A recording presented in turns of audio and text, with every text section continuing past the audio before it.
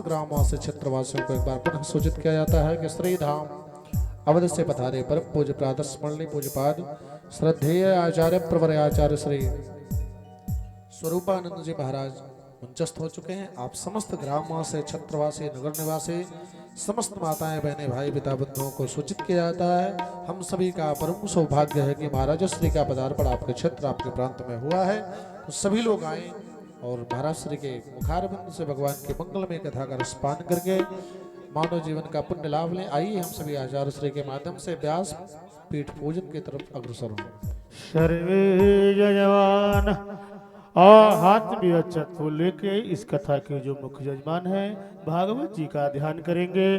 ओम खड्गम चक्र गदे सुचा परिघा छोलम सोंडम शिरा शंखम संदधतिम करे श्रीनयना सर्वांग भूषावृता नीलास्मद्युतिमश्च दशका सेवे महाकालिका यामास्तो सपिते हर कमलजो हंतो मधुम कैटभ शुक्लां ब्रह्म विचार सार परमा माद्यां जगद व्यापने बीड़ा पुस्तक धारणे मभयदा जाड्यांधकारापः हस्ते स्फाटिक मालिका विदधते पद्मासने संस्थिता वन्दे तां परमेश्वरे भगवते बुद्धिप्रदां शारदां शान्तकरं भुजगशयनं पद्मनाभं सुरेशं विश्वाधारं गगनसदृशं मेघवर्णं शुभांगं श्रीलक्ष्मीकान्तं कमलनयनं योगविरदानगम्यं वन्दे विष्णु भवभयहरणं सर्वलोकैकनाथं। भागवत जी पे रख दीजिए अक्षत फूल रख दीजिए, इसके बाद चंदन लगा दीजिए। व्यास पूजन ओम गंधद्वारम दुराध पहले वहां लगाइए भागवत जी पे, उसके बाद ओम गंधद्वारम दुराधर्षां नित्य पुष्टां करेश्वरे मीश्वरीं सर्वभूतानां तामिहोपये श्रियम्मा। ओम कस्तूरी तिलकं ललाटपटले वक्षस्थले कौस्तुभ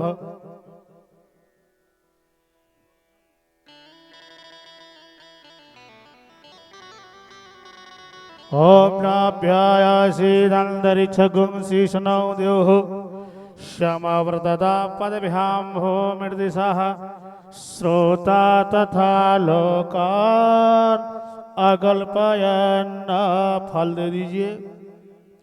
ओम जा फल निर्जा अफला अपुष्पाजाश्च पुष्पणि बृहस्पति प्रशोस्तांच मुंचग फलम समर्पयामि। व्यास पूजन दक्षिणा चढ़ा दीजिएगा भागवत जी पर। ओम हिरण्यगर्भः समवर्तताग्रे भूतस्य जातः पतिरेकायासि सदा धारा पृथ्वी दामुते मां कस्मै देव हविका विधेम द्रव्यदक्षिणां समर्पयामि। हस्ते अक्षत पुष्प वन्द्रपुष्पाञ्जलिं जगनेन जग्यमयजं तदेव स्थानि धर्माणि प्रथमान्य सन्नातेहनाकं महिमानः सचं जत्र पूर्वे साध्या शांतिदेवा मंत्र पुष्पांजलिं समर्पयामि। छोड़ दीजिए। सर्वे यजमान इस कथा के जो हमारे मुख्य यजमान हैं श्री चंद्रमौल मिश्रा जी महाराज जी को माल्यार्पण कर स्वागत जोरदार तालियों से स्वागत करेंगे। सर्वे यजमान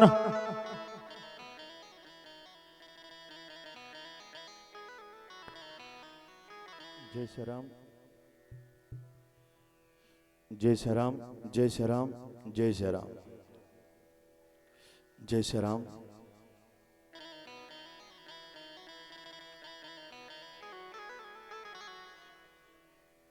श्रीमद् भागवत कथा ज्ञान यज्ञ पंडाल में पधारे हुए सभी श्रद्धालु भक्तों को बहुत बहुत धन्यवाद है।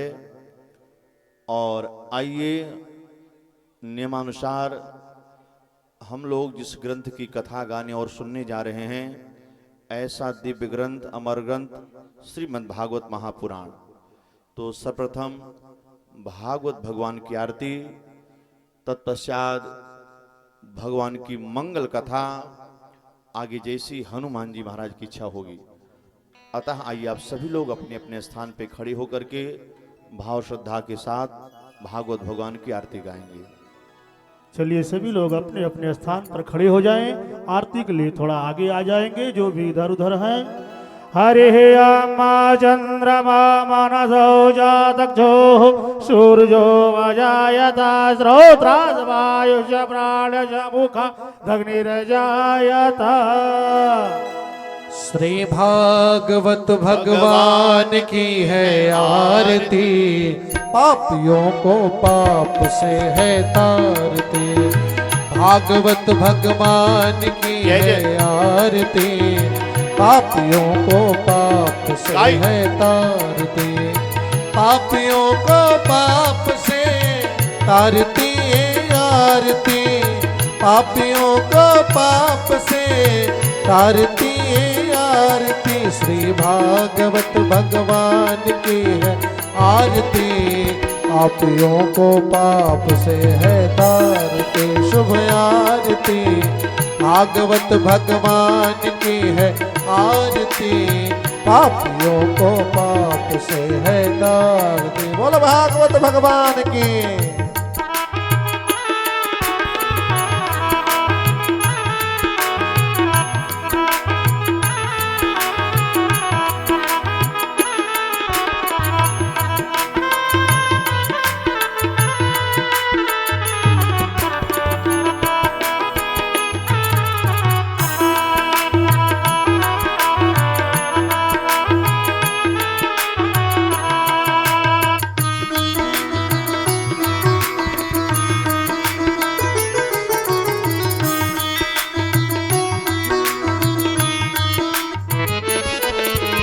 अमर ग्रंथे मुक्ति पंथे पंचम वेद निराला, नव ज्योति जलाने वाला। अमर ग्रंथे मुक्ति पंथे पंचम वेद निराला, नव ज्योति जलाने वाला। हरि नाम यही हरि धाम यही, हरि नाम यही हरि धाम यही, जग के मंगल की आरती। पापियों को पाप से है तारती। श्री भागवत भगवान की है आरती, पापियों को पाप से है तारती। जय जय।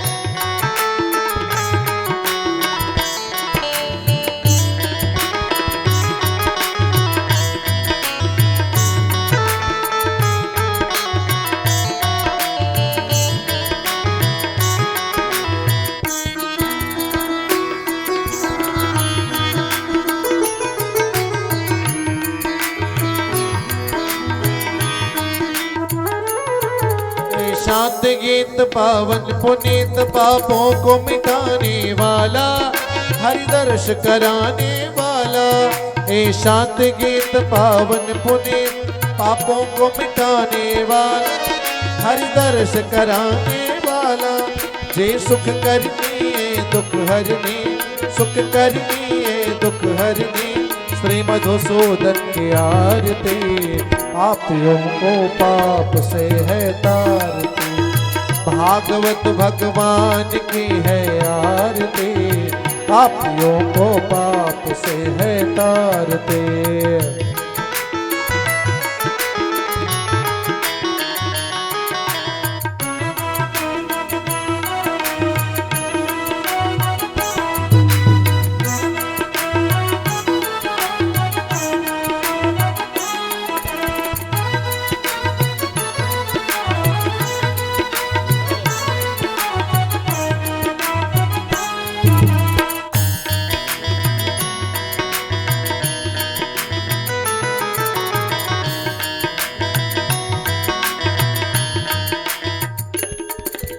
मधुर बोल जगपंथ खोल, सन्मार्ग दिखाने वाला, बिगड़ी को बनाने वाला। ये मधुर बोल जगपंथ खोल, सन्मार्ग दिखाने वाला, बिगड़ी को बनाने वाला। श्री राम यही घनश्याम यही, राम यही घनश्याम यही, प्रभु के महिमा की आरती, पापियों को पाप से है तार। श्री भागवत भगवान की है आरती, पापियों को पाप से है तार। जय जय भागवत भगवान की है आरती, पापियों को पाप से है तारती। कर्पूर गौरम करुणावतारम संसार सारम सदा वसंतम हृदयारविंदे भवं भवानी सहितं नमामि। त्वमेव माता च पिता त्वमेव बन्धु च सखा त्वमेव विद्या द्रविणं त्वमेव सर्वं मम देव। हरे राम राम राम हरे हरे, हरे कृष्ण कृष्ण कृष्ण हरे हरे। बोलिए सीताराम चंद्र भगवान की। और अब आप सभी लोगों से निवेदन है, कार्यक्रम आप सभी का है, व्यवस्था आप सभी की है। जिन्हें जहां जैसी उचित व्यवस्था लगे, शांति और मर्यादा के साथ अपने अपने स्थान पे बैठ जाएंगे और नियमानुसार 2 मिनट भाव से भगवान के मंगलमय स्वरूप का ध्यान करते हुए भगवान की मंगल कथा में प्रवेश करते हैं। आगे जैसी हनुमान जी महाराज की इच्छा होगी, आइए सभी लोग मिलकर के। करार विंदे न पदार विंदम, मुखार विंदेन विनमेशयन्तम्, वटस्य पत्रस्य पुटे शयानं, बालं मुकुन्दं मनसा स्मरामि। मनोजवं मारुततुल्यवेगं, जितेन्द्रियं बुद्धिमतां वरिष्ठं, वातात्मजं वानरयूथमुख्यं, श्रीरामदूतं शरणं प्रपद्ये। श्री गुरुचरण सरोज रज, निज मन मुकुर सुधारि। बरनउँ रघुबर बिमल जसु, जो दायक फल चारि। राम कथा के रसिक बर, भगति राजमति ढेर। आई सुआसन लीजिए, तेज पुंज महावीर मते। जय जय श्री राधा रमण, जय जय नवल किशोर, जय गोपी चित चोर प्रभु, जय जय माखन चोर। जय जय माखन चोर। राधे राधे गोविंद गोविंद राधे राधे राधे गोविंद गोविंद राधे। जय राधे राधे गोविंद गोविंद राधे। जय राधे राधे गोविंद गोविंद राधे। गोविंद राधे गोपाल राधे, गोविंद राधे गोपाल राधे। गोविंद राधे गोपाल राधे, गोविंद राधे गोपाल राधे। जय राधे राधे गोविंद गोविंद राधे राधे गोविंद गोविंद राधे जय राधे राधे गोविंद गोविंद राधे गाइए जय राधे राधे गोविंद गोविंद राधे आहा गोविंद राधे गोपाल राधे गोविंद राधे गोपाल राधे आहा गोविंद राधे गोपाल राधे गोविंद राधे गोपाल राधे जय राधे राधे गोविंद गोविंद गाइए जय राधे राधे गोविंद गोविंद राधे जय राधे राधे गोविंद गोविंद राधे जय राधे राधे गोविंद गोविंद राधे आहा गोविंद राधे गोपाल राधे राधे गोविंद राधे गोपाल राधे आहा गोविंद राधे गोपाल राधे गोविंद राधे गोपाल राधे जय राधे राधे गोविंद गोविंद राधे जय राधे राधे गोविंद गोविंद राधे जय राधे राधे गोविंद गोविंद राधे जय राधे राधे गोविंद गोविंद राधे जय राधे राधे गोविंद गोविंद राधे आहा गोविंद राधे गोपाल राधे गोविंद राधे गोपाल राधे आहा गोविंद राधे गोपाल राधे गोविंद राधे गोपाल राधे जय राधे राधे गोविंद गोविंद राधे जय राधे राधे गोविंद गोविंद राधे जय राधे राधे गोविंद गोविंद राधे जय राधे राधे गोविंद गोविंद राधे जय राधे राधे गोविंद गोविंद राधे जय राधे राधे गोविंद गोविंद राधे जय राधे राधे गोविंद गोविंद राधे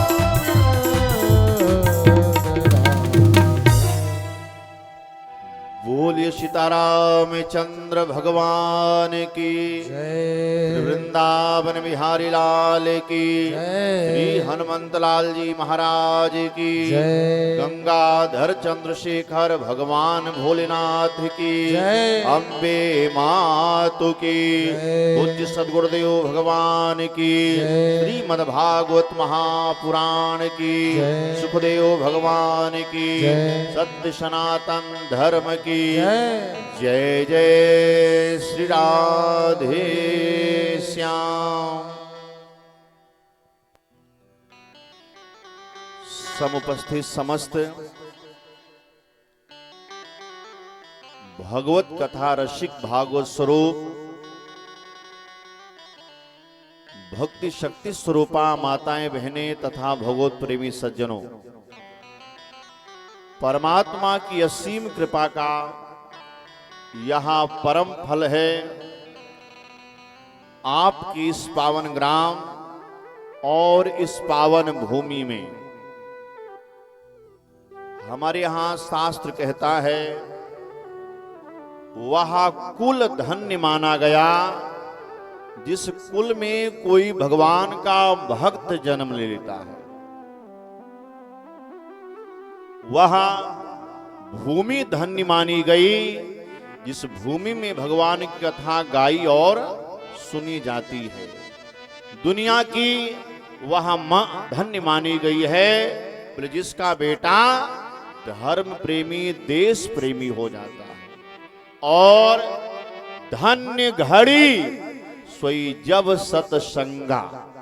देखो जिसके ऊपर भगवान की कृपा होती है वो व्यक्ति धनवान बन जाता है। जिसके ऊपर भगवान की कृपा हो जाए बोले वो व्यक्ति बलवान बन जाता है।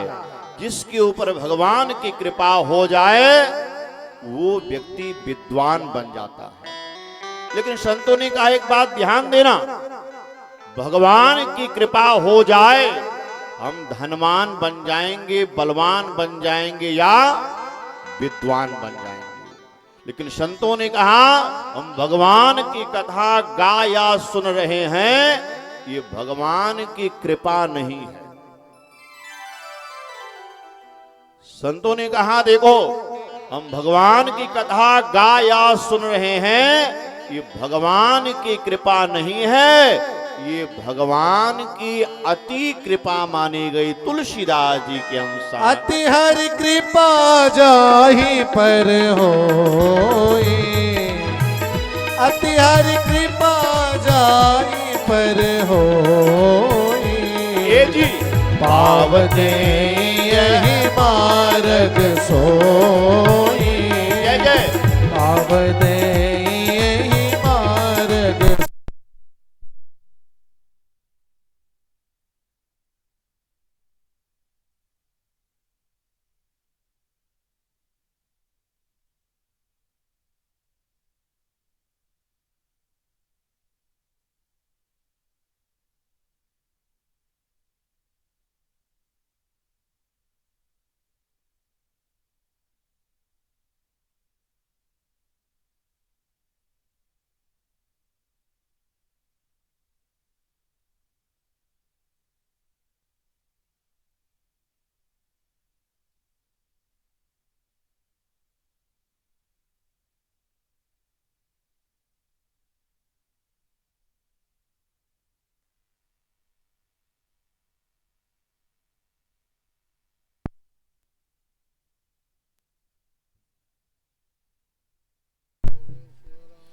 जय श्री राम।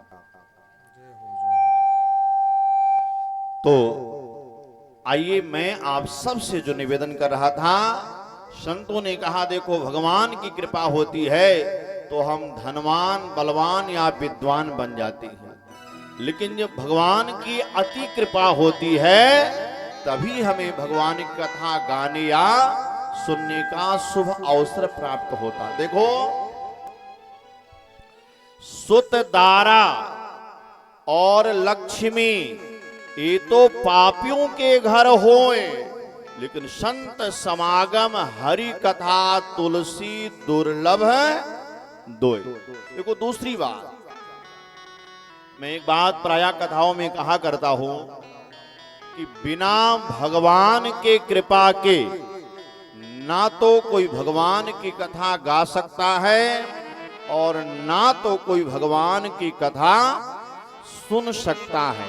देखो दूसरी बात, ये जो भगवान की कथा है ना, संतों ने कहा देखो भगवान की जो कथा है ये पुरुषार्थ से संभव नहीं है।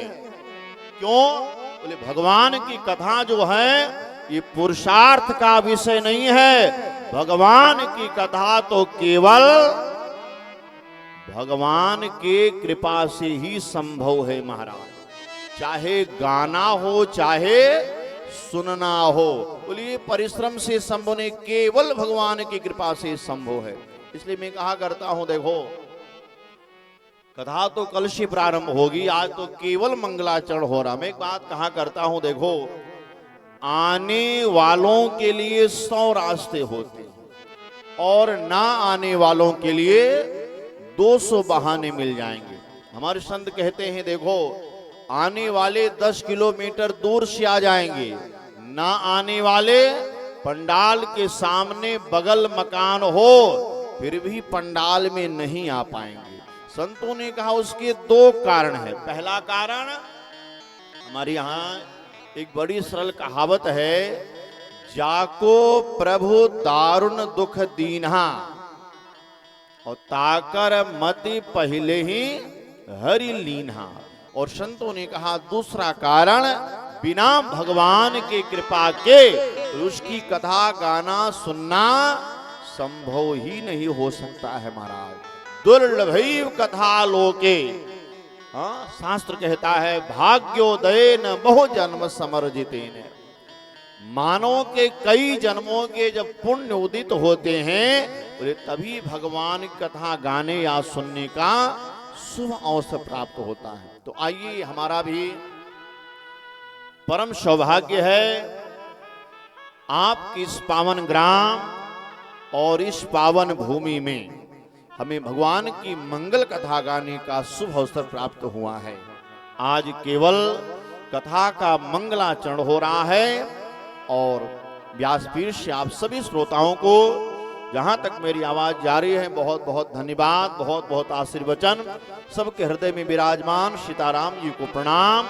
और कथा के मुख्य यजमान जिनका अथक परिश्रम प्रयास और कथा का यहां तक आना हुआ, तो आइए मैं आप सबसे जो निवेदन कर रहा था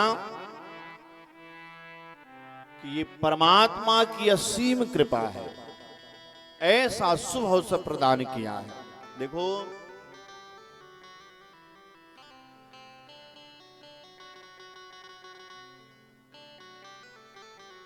हम लोग कथा गाते रहते ना, तो अनुभव है। कभी कभी लोग कहते हैं महाराज जी एक बात बताओ, ऐसा संत लोग कहते हैं और शास्त्र भी कहता है कि जो भगवान की कथा गाता और सुनता है उसकी सब व्यथा मिट जाती है। तो कभी कभी लोग कहते हैं महाराज जी हमने तो एक नहीं, दो दो, तीन तीन, चार चार बार हमने खूब कथा सुनी और हमारी तो एक भी व्यथा नहीं मिट पाई। कुछ लोग ऐसा भी कहते हैं कि महाराज जी हम तो जितना ही पूजा पाठ करते हैं उतना ही और ज्यादा दुखी होते चले जा रहे हैं। कुछ लोग कहते हैं महाराज जी हमको तो पूजा पाठ फलता ही नहीं है।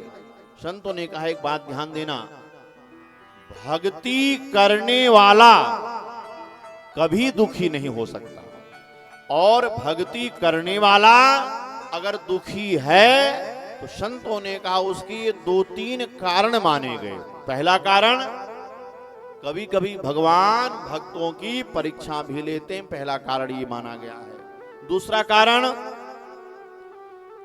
देखो हम चाहे आप, हमारे संत कहते हैं कोई रोग है ना तो आप कहां जाओगे, बोले सीधा सा अर्थ है कोई रोग है तो डॉक्टर के पास जाओगे। अच्छा आप डॉक्टर के पास जाओ, डॉक्टर दवा देगा, लेकिन हर डॉक्टर दवा के साथ साथ कुछ परहेज भी बताता है। संतों ने कहा एक बात ध्यान देना, हम आप दवा बहुत खाएं और परहेज ना करें तो दवा जल्दी फायदा करेगा, कोई सवाल ही नहीं बनता है। संतों ने कहा कि आप कथा गाइए, कथा सुनिए और मैं गारंटी ले रहा हूं कथा सुनने वाले के पास कभी व्यथा रह ही नहीं सकती। बोले कथा गाइए सुनिए सब व्यथा मिट जाएगी, लेकिन हां शर्त एक है, कुछ आपको भी परहेज करना पड़ेगा। अच्छा देखिए जहां तक हमारी आवाज जा रही है, हम किसी जाति धर्म से हैं, हम सब चाहते हैं कि हम पूजा करते हैं, पाठ करते नहीं भी करते हैं तो हम चाहते हैं भगवान की हमारे ऊपर कृपा हो जाए। अब संतों ने कहा देखो भगवान तो अकारण करुणा वरुणालय है, भगवान दिन रात कृपा करने के लिए तैयार रहते हैं। लेकिन संतों ने कहा एक बात ध्यान देना, अगर हम भगवान की कृपा पाना चाहते हैं और हमारी भक्ति सफल हो अगर चाहते हैं तो परहेज क्या करना पड़ेगा।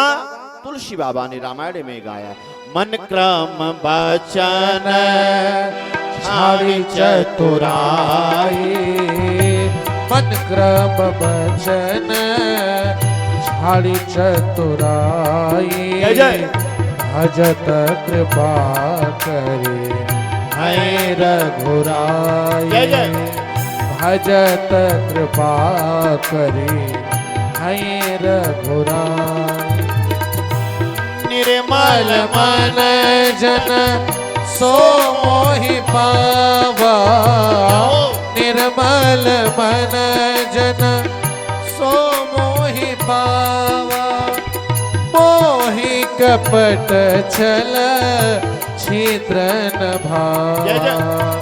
श्री राम जय राम जय जय राम, श्री राम जय राम जय जय राम, श्री राम जय राम जय जय राम।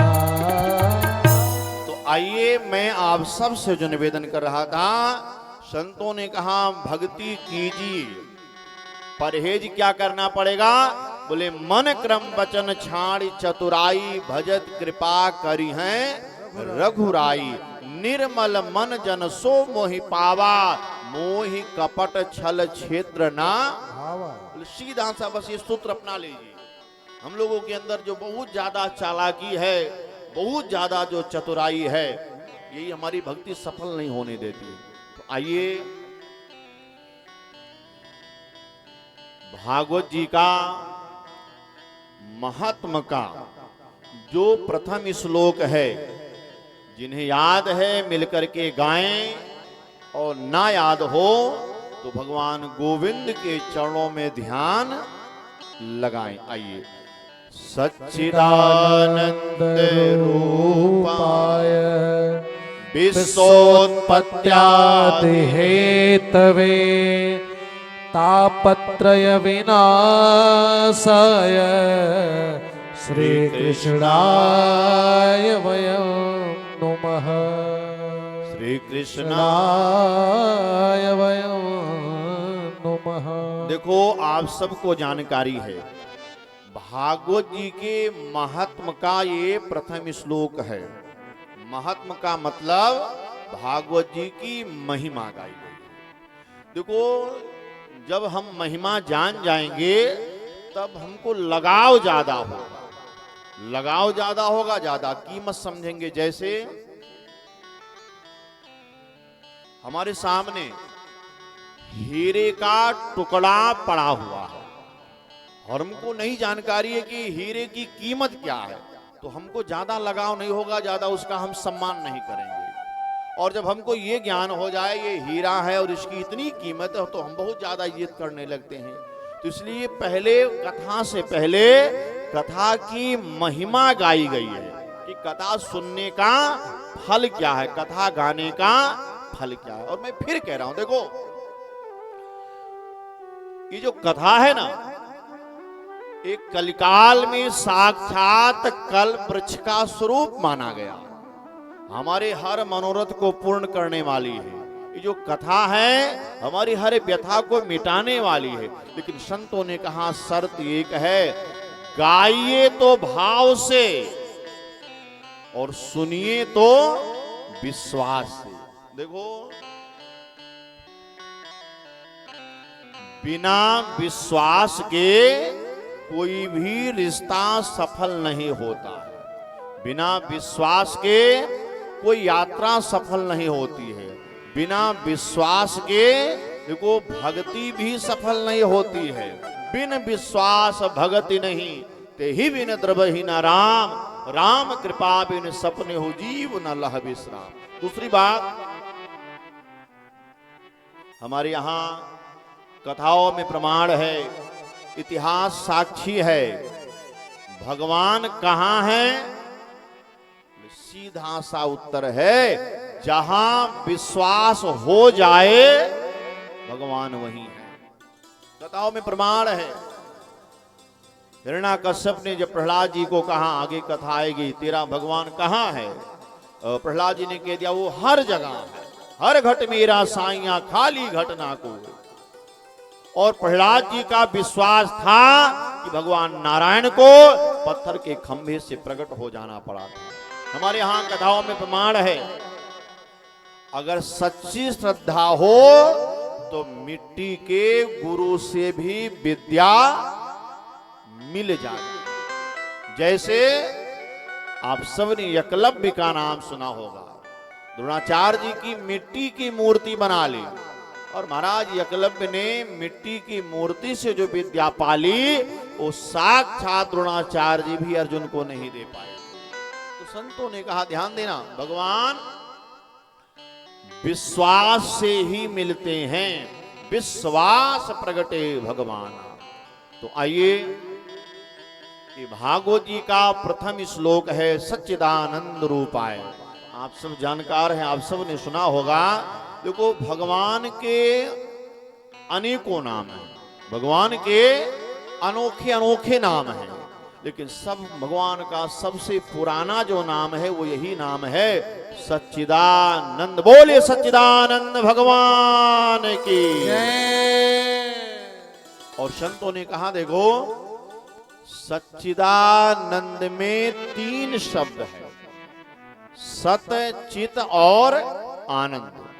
सत का अर्थ होता है जो पहले था, आज भी है और आगे भी रहेगा। सत कहिए जो विनशय नाही, चित चैतन्य सकल जग माही। भगवान शिव ने पार्वती जी को कहा था, देवी उमा, दुनिया में केवल दो बातें ही सत्य हैं, भगवान का नाम और भगवान की कथा। उमा कहो मैं अनुभव अपना, उमा कहो मैं अनुभव अपना, सत हरि भजन जगत सब सपना, सत हरि भजन जगत सब सपना। राजा राम राम राम सीता राम राम राम, राजा राम राम राम, राजा राम राम राम, राजा राम राम राम, राजा राम राम राम, राजा राम राम राम, राजा राम राम राम। तो भगवान शिव ने पार्वती जी को कहा कि देवी उमा, दुनिया में केवल दो बातें सत्य हैं, भगवान का नाम और भगवान की कथा। उमा कहो मैं अनुभव अपना, सत हरि भजन जगत सब सपना। देखो ये जो संसार है ना, हम लोग कितना भी मजबूत बिल्डिंग बना लें, लेकिन उस बिल्डिंग की एक उम्र होती है, 100 साल, 200, 300, 400, 500। अच्छा, बाद में उस बिल्डिंग की दशा क्या होगी? वो पुनः उम्र बीतेगी, मिट्टी हो जाएगी। देखो कितना भी विशाल वृक्ष है ना, उस वृक्ष की भी एक उम्र होती है। वृक्ष मतलब पेड़, पेड़ की एक उम्र है। पेड़ कहाँ से निकला है? मिट्टी से ही निकला है, और जब उसकी उम्र पूरी हो जाएगी पुनः वो मिट्टी बन जाएगा। देखो सब मिट्टी से निकलते, बाद में फिर सब मिट्टी हो जाते हैं। ये लोहा कहाँ से निकलता है? बोले भी इसी मिट्टी से निकला है। और जो ये लोहे का पाइप है ना, इसी मिट्टी से निकला है। लेकिन महाराज इस लोहे के पाइप की भी एक उम्र होती है। 100 साल 200 साल बाद में लोहे का पाइप क्या हो जाएगा? फिर ये मिट्टी बन जाएगा महाराज। चित जल पावक गगन समीरा, पंच रचित यहाँ अधम, ये भी पुनः मिट्टी में चला जाता है। तो आइए, मेरे कहने का जो तात्पर्य है, सच्चिदानंद में संतों ने कहा 3 शब्द है, सत, चित और आनंद। देखो भगवान जो हैं वो आनंद के स्वरूप हैं, जो आनंद सिंधु सुख रास। देखो भगवान के चेहरे पे हमेशा मुस्कुराहट रहती है। संतों ने कहा पहला कारण ये है, भगवान ना किसी व्यक्ति के अधीन है और भगवान ना किसी वस्तु के अधीन है। देखो हमारे यहाँ दुख 2 प्रकार का माना गया है। कितने प्रकार का? 2 प्रकार का। एक तो अभाव का और दूसरा स्वभाव का। संतों ने कहा देखो, जो अभाव का दुख है वो दूर हो जाता है, लेकिन अगर स्वभाव में जिसके दुख आ जाए, बोले वो स्वर्ग में भी चला जाएगा तो सुखी नहीं हो पाएगा महाराज। इसलिए संतों ने कहा प्रयास कीजिए, स्वभाव में खुशियां लाइए। अगर आपके स्वभाव में खुशियां आ गई तो संसार में कोई आपको दुखी नहीं कर पाएगा। और अगर स्वभाव में रोना आ गया तो फिर आपको कोई सुखी भी नहीं कर पाएगा, चाहे कितना अच्छा परिवार, कितनी अच्छी जगह मिल जाए। आइए, ऐसे सच्चिदानंद भगवान को व्यास जी ने प्रणाम किया है। एक बार सभी लोग पुनः श्रद्धा के साथ बोलेंगे, बोल सच्चिदानंद भगवान की। गोविंद मेरो है, गोपाल मेरो है, गाइए। गोविंद मेरो है, गोपाल मेरो है, श्री माँ के बिहारी नंदलाल मेरो है, श्री माँ के बिहारी नंदलाल मेरो जय है, जय गोविंद मेरो है, गोपाल मेरो है, गोविंद मेरो है, गोपाल मेरो है। श्री बांके बिहारी नंदलाल मेरो है, जय हो श्री बांके बिहारी नंदलाल मेरो है, गोविंद मेरो है, गोपाल मेरो है, गोविंद मेरो है, गोपाल मेरो है। बोलिए वृंदावन बिहारी लाल की। तो आइए मैं आप सब से जो निवेदन कर रहा था, देखो हमारे यहाँ तीर्थों में सबसे प्राचीन तीर्थ कौन सा माना गया है? आप सबको जानकारियां हैं। हमारे यहाँ तीर्थों में सबसे प्राचीन तीर्थ है नैमिषारण्य माना गया है। देखो हमारे यहाँ जितने पुराणों की कथाएं प्रारंभ होती हैं, उस सारी कथाएं कहाँ से प्रारंभ होती हैं? नैमिषारण्य की पावन भूमि से प्रारंभ होती है। आप सत्यनारायण जी की भी कथा सुनेंगे तो कहाँ से शुरू होती? एकदा नैमिषारण्य, वहीं से शुरू होती है। बाबा ने भी रामायण में गाया है, तीर्थ बर नैमिष विख्याता, अति पुनीत साधक सिद्धदाता। साधकों को सिद्धि देने वाला हमारे यहाँ सबसे प्राचीन तीर्थ नैमिषारण्य माना गया है। और महाराज नैमिषारण्य की भूमि में कहते हैं 88,000 महात्मा बैठे हैं और सबके मध्य में पूज्य सूत जी महाराज का आगमन हुआ। ऋषियों ने श्रद्धा के साथ गद्दी पर बिठाया है और देखो सबकी तरफ से जो अगुवाही करने वाले महात्मा हैं उनका नाम है सौनक जी। इसलिए भागवत जी में आप देखेंगे कहीं सूतवाद और कहीं सौनक जी बोल रहे हैं। तो देखो सौनक आदि ऋषि, सौनक जी ने सूत जी से कहा कि बाबा हम ऋषियों को आप ऐसी कोई कथा सुना दीजिए कि संसार से वैराग्य हो जाए और भगवान गोविंद के चरणों में अनुराग हो जाए। ऐसी कोई कथा सुनाइए कि संसार से वैराग्य हो जाए और भगवान में अनुराग हो जाए। देखो हमारे संत कहते हैं कि कुछ लोग ऐसा सोचते हैं कि मुक्ति मरने के बाद मिलती है। संतों ने कहा देखो कुछ लोग ऐसा सोचते हैं कि मुक्ति मरने के बाद मिलती है। संतों ने कहा नहीं, मुक्ति मरने के बाद किसे मिलती है? बोले जो जीते जी दुनिया के जंजाल से मुक्त हो जाता है। बोले जो जीते जी नहीं मुक्त हो पाता है उसे मरने के बाद भी नहीं मुक्ति मिल पाती। इसलिए हमारे यहाँ तुलसीदास जी ने कहा,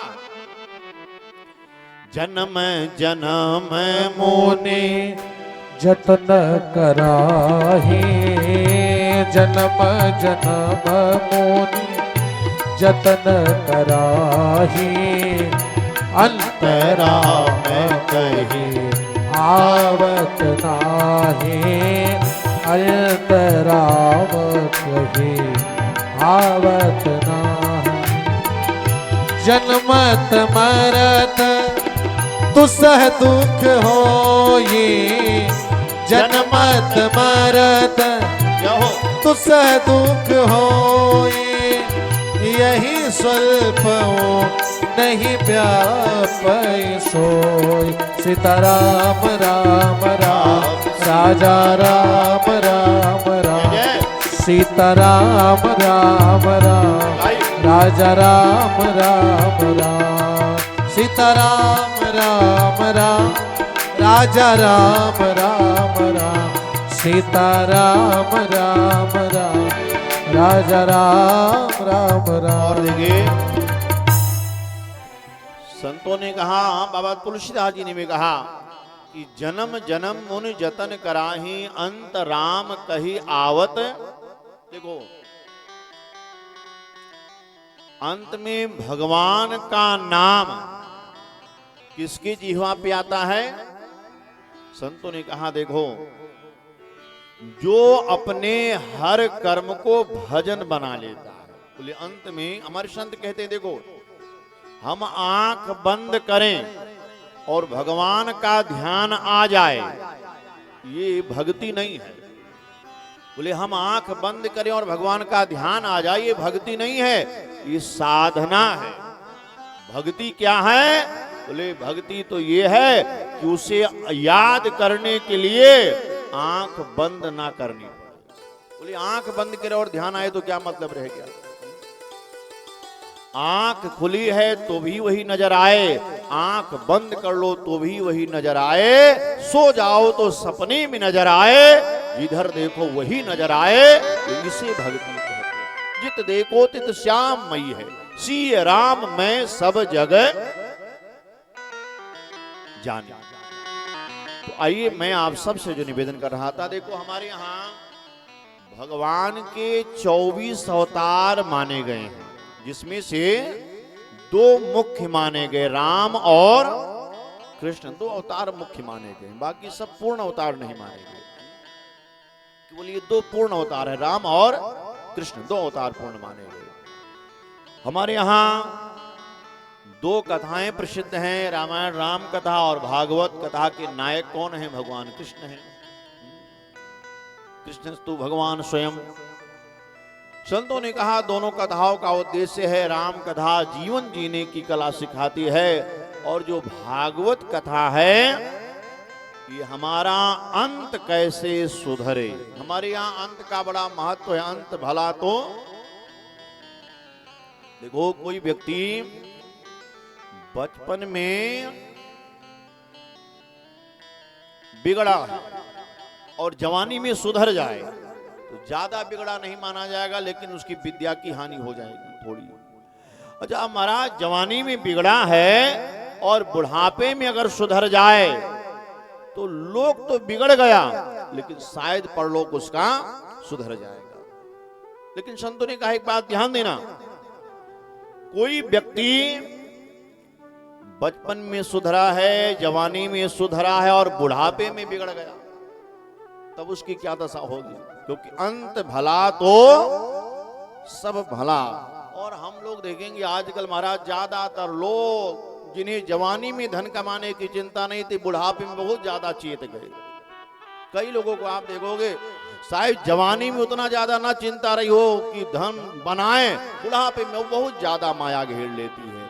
इसलिए बाबा ने बड़ी अनुभव से लिखा, जन्म जन्म मुनि जतन कराही, लेकिन अंत राम कही आवत। महाराज ये अंत ही तो सुधारना है, और ज्यादातर लोगों का अंत ही बिगड़ जाता है। बुढ़ापे में देखो जवानों में जोश होना चाहिए और बुढ़ापे में बूढ़ों में होश होना चाहिए। बूढ़ों में ज्यादा जोश होना भी जरूरी नहीं है। कई लोग ज्यादा उम्र हो गई फिर भी बच्चे ढीले पड़े और बूढ़े लोग दौड़ रहे हैं, क्या मतलब है उसका? आइए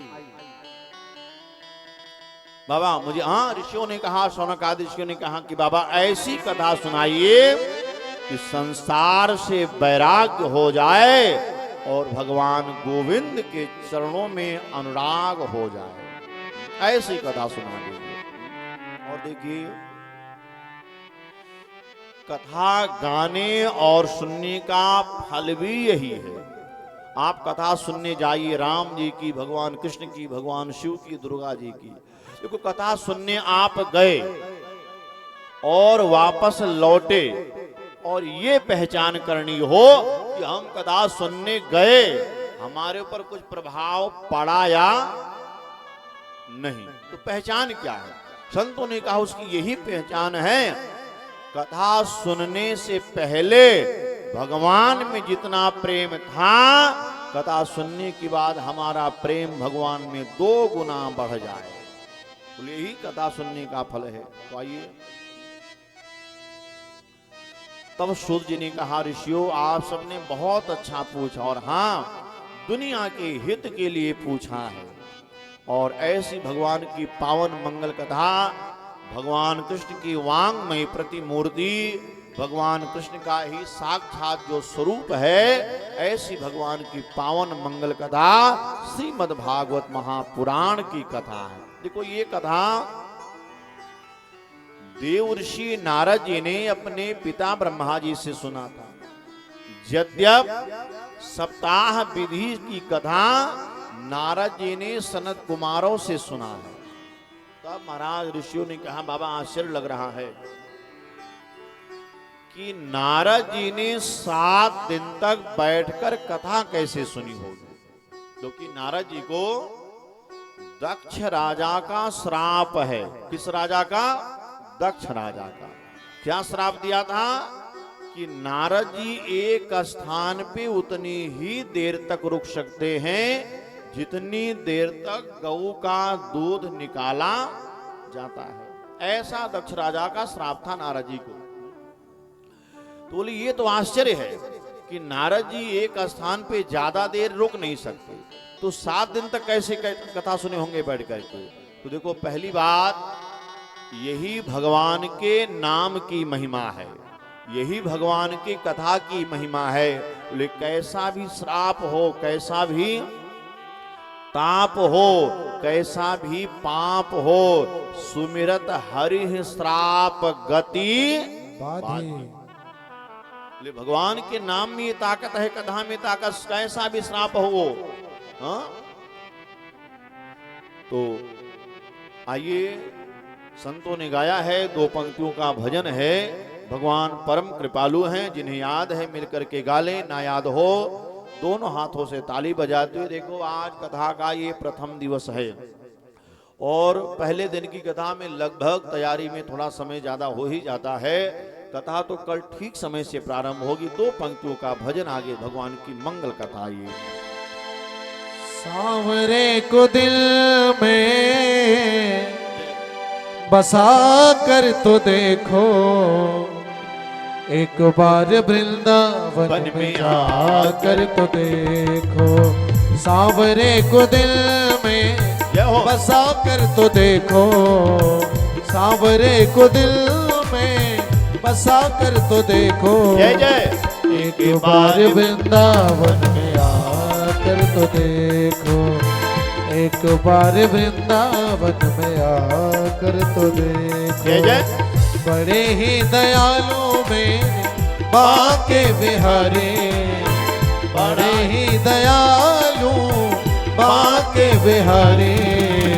दुनिया से मन को हटा कर तो देखो, दुनिया से मन को हटा कर तो। बोलो बाके बिहारी लाल की जय हो।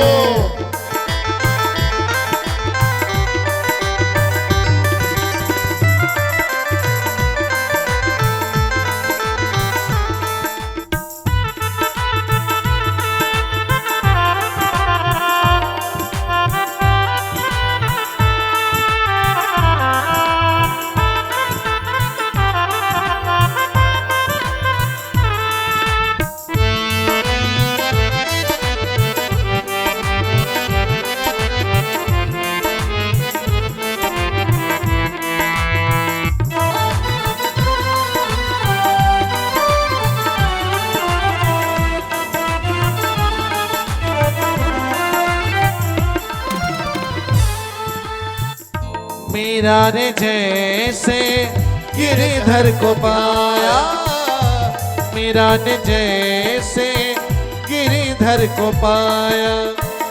प्याला जहै का अमृत बनाया, प्याला जहै का अमृत बनाया। तो प्याला जहै का अमृत बनाया। मीरा सी हस्ती मिटा कर तो देखो, मीरा सी हस्ती मिटा कर तो देखो।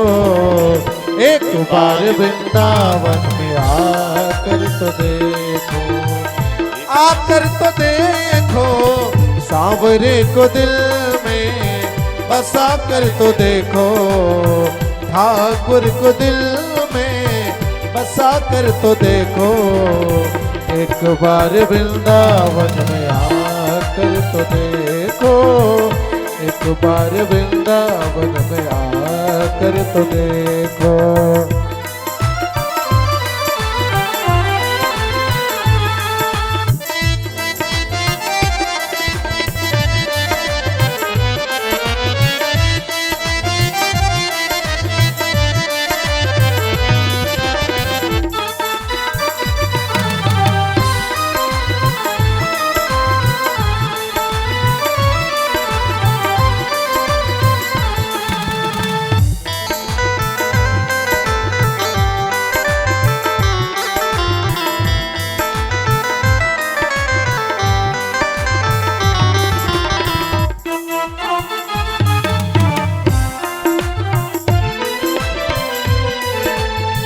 तेरी पल में वो झोली भर देगा, तेरी पल में वो झोली भर देगा। दुख दर्द जिंदगी के वो हर लेगा, दुख दर्द जिंदगी के वो हर लेगा। दुख दर्द जिंदगी के वो हर लेगा। चौखट पे दामन फैला कर तो देखो, चौखट पे दामन फैला कर तो देखो।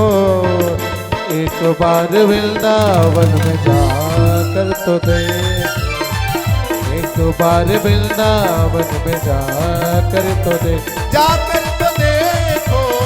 बड़े ही दयालु हैं बांके बिहारी, बड़े ही कृपालु हैं बांके बिहारी।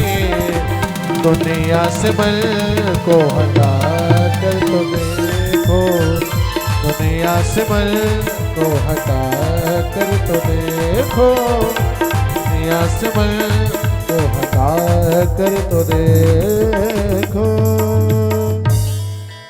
बोले वृंदावन बिहारी लाल की जय। तो आइए, मैं आप सबसे निवेदन कर रहा था, शौनक आदि ऋषियों ने कहा कि बाबा ये तो आश्चर्य की बात है कि देवर्षि नारद जी 7 दिन बैठ करके कथा कैसे सुने होंगे। और सूत जी ने कहा कि ऋषियों, एक बार देवर्षि नारद जी उत्तराखंड बद्रीनाथ धाम में पहुंचे हैं। और देखो, ब्रह्मा जी के जो मानसिक पुत्र हैं 4 भाई हैं, सनक, सनंदन, सनातन और सनत कुमार। जब सनकादिकों की नजर नारद जी के मुखमंडल पे पड़ी है और सनत कुमारों ने कहा, देवर्षि आप तो भगवान के दास हो और हमने सुना है कि भगवान के दास कभी उदास नहीं होते। अच्छा, आपकी उदासी का कारण क्या है? नारद जी ने कहा, महात्माओं में क्या बताऊं, मैं पूरी पृथ्वी का भ्रमण करके आ रहा हूं। और एक बात बताऊं, अब पूरी धरती का मैं भ्रमण करके आ रहा हूं। एक बात बताऊं, कलयुग ने ऐसा पांव पसारा है कि धरती पे कहीं सत्य नहीं दिखाई दे रहा। झूठ है लेना, झूठ है देना, कहीं सत्य नहीं दिखाई देता है।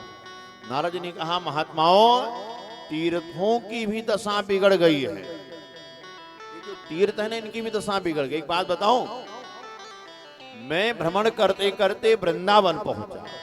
अच्छा, वृंदावन पहुंचा तो मुझसे दूर से एक स्त्री ने आवाज लगाई, भो भो साधो क्षणम तिष्ठय मचिंतामपि नाशय। एक स्त्री ने मुझे आवाज लगाई और मैंने समीप जाकर के जब देखा तो एक जवान स्त्री बैठी है। अच्छा, उसके अगल बगल जो हैं 2 वृद्ध पुरुष पड़े हैं, बूढ़े पुरुष पड़े हैं, बेहोश पड़े हैं। तो मैंने पूछा कि देवी, आपने मुझे आवाज लगाई और आपका परिचय? तब नारद जी ने कहा कि महात्मा, उस देवी ने कहा कि बाबा मैं भगती देवी, और सुनिए, मैं भगती देवी और मेरा जन्म कहाँ हुआ? उत्पन्ना द्रविणे देशे साहम वृद्धिम कर्नाटके गतः। बोले, भगती देवी ने कहा मेरा जो जन्म है वो द्रविड़ देश में हुआ, कर्नाटक में मैं जवान हुई, लेकिन बाबा मैं गुजरात पहुंची ना, और गुजरात पहुंचते ही मैं बूढ़ी हो गई। अब बाबा मैं घूमते घूमते वृंदावन आई और वृंदावन आते मैं पुनः जवान हो गई। लेकिन अब ये दुख इस बात का है कि मैं मां और मैं जवान, और दो बगल में जो ये पुरुष पड़े हैं बेहोश हैं ना, ये कोई और नहीं, ये मेरे ही पुत्र हैं ज्ञान और वैराग्य। अब देखो ये कैसा कलयुग आ गया कि मैया जवान है और बेटे बूढ़े हो गए हैं। देखो जो जो कलयुग बढ़ेगा, राम राज्य में क्या प्रभाव था? दैहिक दैविक भौतिक तापा राम राज काहू नहीं व्यापा। जितना मांगा जाए बादल उतने पानी बरसाता था। किसी भी घर में कहते महाराज पिता से पहले कभी पुत्र की मृत्यु नहीं हो सकती थी। बोले जो जो कलयुग बढ़ेगा मैया जवान और बेटे बूढ़े पड़े हैं। तो भक्ति ने कहा बाबा कोई उपाय कीजिए कि मेरे बेटों का बुढ़ापा दूर हो जाए और इनकी बेहोशी भी दूर हो जाए। तब नारद जी ने कहा कि ऋषियों मैंने वेद वेदांत गीता आदि का मैंने पाठ प्रारंभ किया, लेकिन मैंने बहुत पाठ किया, ज्ञान वैराग्य का ना बुढ़ापा दूर हुआ ना उनकी मूर्छा दूर हुई। तब मुझे आकाशवाणी हो गई कि देखो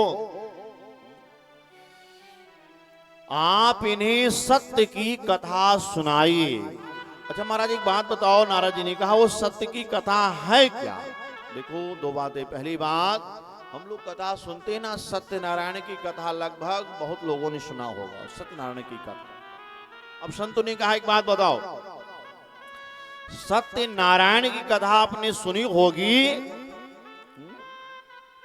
देखो कोई इस बात को उल्टा ना समझेंगे, लेकिन सत्यनारायण की कथा में कथा नहीं है, केवल कथा की महिमा है।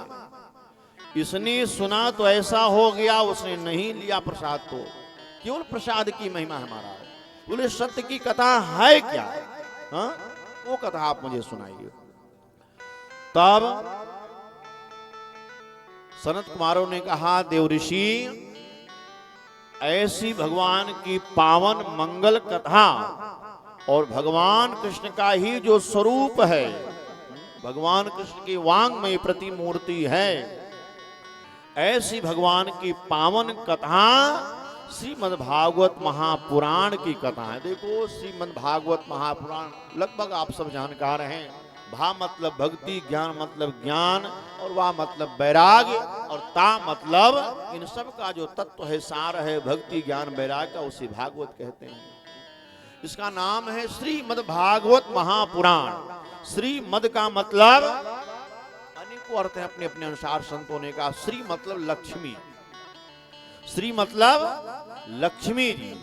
अब जो मद का अर्थ है, तो मद के दो अर्थ हैं। अगर आप लोग जो लोग व्याकरण के जानकार हैं उन्हें जानकारी है, व्याकरण में एक सूत्र है झलाम जसवंते, मतलब दा को कहीं कहीं ता पढ़ा जाता है, जैसे जगत भी लिखा जाता है और जगत को जगत भी मान लिया जाता है। ऐसे श्री मद मतलब श्री जी का जो मत है, लक्ष्मी जी का जो मत है, मतलब उनकी सम्मति इसमें है। दूसरा अर्थ ऐसा भी संतों ने किया कि श्री मद मतलब, देखो अपने अपने भाव संतों ने कहा। अच्छा देखो अभिमान होना अच्छी बात है कि गलत बात है? लगभग लोग कहेंगे नहीं महाराज अभिमान तो नहीं होना चाहिए, लेकिन संतों ने कहा नहीं, देखो हमारे यहाँ एक ऐसे भी भक्त हुए जिन्होंने बहुत तपस्या की और भगवान प्रकट हुए। भगवान ने कहा क्या चाहिए? तो उन्होंने कहा महाराज मुझे ऐसा वरदान दे दीजिए कि मुझे अभिमान हो जाए। भगवान ने कहा कि महाराज एक बात बताओ कि आप दुनिया के पहले ऐसे भक्त हो कि जो अभिमान मांग रहे हो, और वो कौन से भक्त हैं? जिनका नाम है सुतीक्षण जी। सुतीक्षण जी ने कहा सा भगवान से कहा था सरकार मुझे ऐसा वरदान दे दीजिए कि मुझे अभिमान आ जाए। असे अभिमान जाई जन भोरे, असे अभिमान जाई जन भोरे, मैं सेवक रघु पति पति मोर। मैं सेवक रघुपति पति मोरे। शिक्षण जी ने कहा था सरकार मुझे ऐसा अभिमान हो जाए कि आप हमारे स्वामी हो, मुझे ये अभिमान हो जाए जैसे पत्नी को अभिमान होना चाहिए। किस भी अभिमान होना चाहिए? अपने पति का अभिमान होना चाहिए। पुत्र को अपने पिता का अभिमान होना चाहिए और शिष्य को भी अपने गुरु का अभिमान होना चाहिए। ऐसे भक्त को भी अपने भगवान का एक भरोसो, एक बल, एक आस विश्वास। आशा एक राम जी की, दूजी आशा छोड़ दे। तो आइए ऐसी भगवान की पावन मंगल कथा श्रीमद् भागवत महापुराण है। आइए इस कथा की तो इतनी महिमा है, किसी व्यक्ति ने जीवन में कोई सत्कर्म ना किया हो, अच्छा मरने के बाद उसके नाम से गा दिया जाए तो मरे हुए व्यक्ति को भी ये भागवत कथा मुक्ति दिला देती है। देखो दूसरी बात मैं आपको सरल भाषा में कह रहा हूं, अगर कहीं क्षेत्र में किसी की अकाल मृत्यु और मुक्ति ना मिल पाई हो तो कहते जहां तक आवाज जाती है ये हर जीव को मुक्ति दिलाने वाली है। कहीं अगर किसी कहते ना कैसा भी पितर दोष हो महाराज, भागवत कथा से उस दोष से मुक्ति मिल जाती है। तो ऐसे बोले श्रीमद् भागवत महापुराण की कथा है और ऐसी ही एक कथा है जिसे हम आप धुंधकारी चरित्र कहते हैं।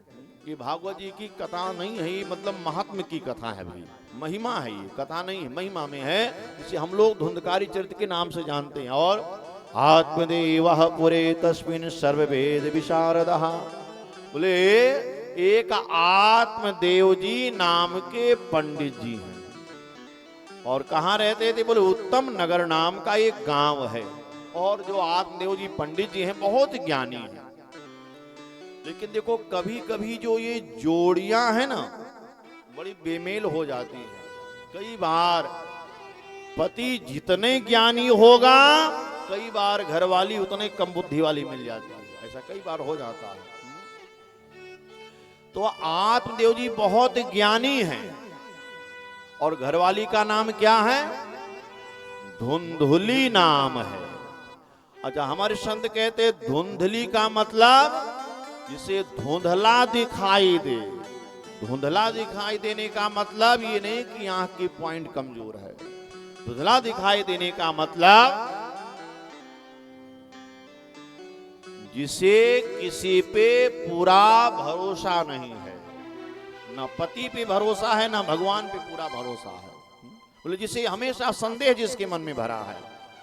अब देखो महाराज ये आत्मदेव जी जगते थे 4 बजे और घर वाली जागे कहते हैं 8 बजे। रामायण जी में किष्किंधा कांड अगर आप पढ़ते हैं लगभग जानकारियां होगी।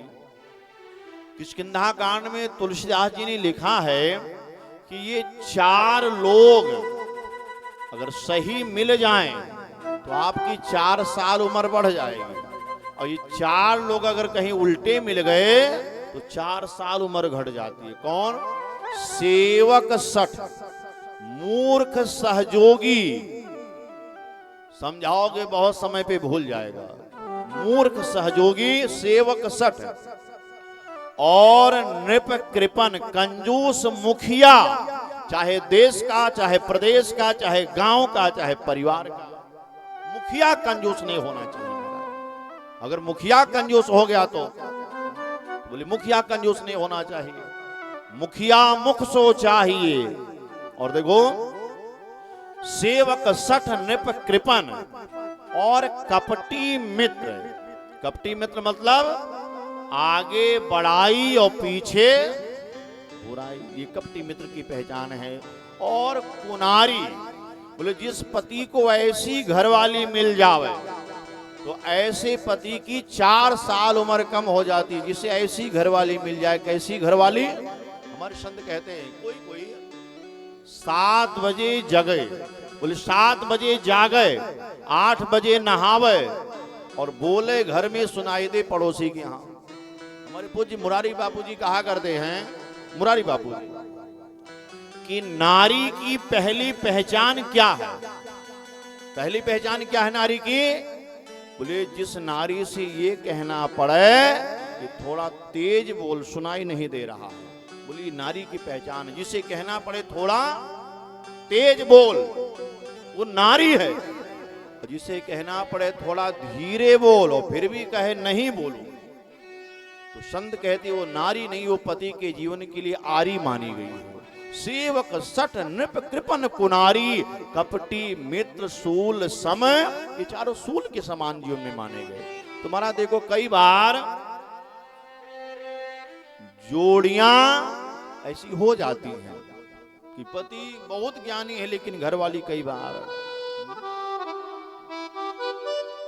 और देखो अब महाराज ये जो आत्मदेव जी जगते थे 4 बजे और धुंधली जगती थी 8 बजे। केवल दुनिया का प्रपंच, बहुत बातें करना फालतू का। देखो मैं फिर कह रहा हूं, बोलना सबको आता है, लेकिन संतों ने कहा सुनना सबको नहीं आता है। संतों ने कहा बोलने की क्षमता घटाइए और सुनने की क्षमता अपनी। हम लोग बोलते बहुत है महाराज और सुनने की क्षमता नहीं है। हमारे संत कहते आज का मानव है कैसा? बोले रहता एसी में है, शरीर तो ठंडा है लेकिन दिमाग में हीटर जलता रहता है। हम लोग अगर आज सर्वे करेंगे, और एक बात अनुभव करना, आज हम लोगों ने हर क्षेत्र में बहुत विकास किया। अगर भौतिक दृष्टि से देखा जाए, भौतिक दृष्टि से, तो हम लोगों ने बहुत विकास किया, बहुत ज्यादा विकास किया है। लेकिन हम लोग पिछड़े कहां कहां हैं? कई जगह हम लोग बहुत पिछड़ गए। कहां कहां पिछड़ गए? आज के लोगों में सबसे ज्यादा गिरावट आई है, लोगों में सहन शक्तियां बहुत कम होती जा रही हैं, बहुत कम सहन शक्तियां महाराज। ये जो कथा धुंधकारी चरित्र की है ना, लगभग आप सब सुने हैं, जानकार हैं। लगभग हर गांव में साल में 2-4 भागवत होती ही रहती, लगभग सब सुने हैं। अब कोई भी वक्ता हो कथा तो कोई बदल नहीं देगा, और बदलेगा तो कहोगे कथा भी उल्टी हो गई महाराज। तो देखो सब जानकारी जो धुंधकारी चरित्र है, इस कथा का यही उद्देश्य है कि अगर हम जीवन में सत्संग नहीं करेंगे, हमारे अंदर आध्यात्मिक बल नहीं है। जरा देखिए, आईएएस जैसा डिग्री वाला व्यक्ति सुसाइड कर लेता है, आईपीएस डिग्री वाला जैसा व्यक्ति, हम लोग पेपर में पढ़े सुसाइड कर लिया। क्यों कर लिया? यही कारण है हम बहुत शिक्षित हो जाएं, बहुत शिक्षित डिग्रियां ले लें, लेकिन अगर हमारी संगत, हमारा संस्कार और हमारे अंदर आध्यात्मिक बल नहीं है, तो हमारे अंदर सहन शक्ति कभी नहीं आ सकती। देखो ये जो कथा हमें सिखा रही है, तो महाराज कहते जो धुंधली है ना, और जब हमारा आहार अच्छा होगा, हमारा विचार अच्छा होगा, विचार अच्छा होगा तो व्यवहार भी अच्छा होगा, ये निश्चित है। जैसी धुंधली है उसकी सहेलियां भी वैसी है महाराज। अब आत्मदेव जी ने एक गैया रखी है, और हुआ क्या, संजोग क्या बना कि उनकी गैया बांझ हो गई। तुलसी का बिरवा लगाए थे, पड़ोसी के घर का तुलसी का पेड़ जो हरा भरा, इनका तुलसी का पेड़ सूख गया। पड़ोसी ने कहा पंडित जी बात ऐसी है, आपको कोई संतान नहीं है, इसलिए आपकी गैया भी बांझ हो गई और आपका तुलसी का पेड़ भी सूख गया। देखो महाराज, मैं कथाओं में कहा करता, हमारे यहाँ कभी कभी कुछ लोग ऐसा कहते हैं कि जिस गृहस्थ को संतान ना हो उसकी ठीक से मुक्ति नहीं होती है। संतों ने कहा ये बिल्कुल गलत बात है। संतों ने कहा देखो, सच्चा सुख अपनी ही कमाई से मिलता है और मुक्ति अपने कर्मों से मिलती है। मुक्ति ना बेटा दिला पाएगा ना बिटिया दिला पाएगी, मुक्ति अपने कर्मों से मिलती है। लेकिन आज आत्मदेव जी को जब पड़ोसी ने ऐसा कह दिया, कि आपको कोई बेटा नहीं, इसलिए महाराज आपकी गैया बांझ हो गई, तुलसी का विरवा सूख गया। देखो आप कितने बलवान बन जाओ, कितने विद्वान बन जाओ, आप प्रोफेसर हो, कहां तक हो मालूम है? आप प्रोफेसर हो, मास्टर हो, कहां तक हो?